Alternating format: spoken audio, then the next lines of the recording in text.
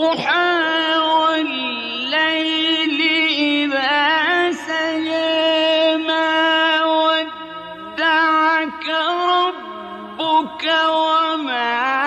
قَلَىٰ وَلَلْآخِرَةُ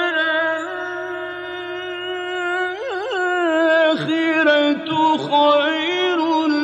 لَّكَ مِنَ الْأُولَىٰ وَلَسَوْفَ يُعْطِيكَ رَبُّكَ فَتَرْضَىٰ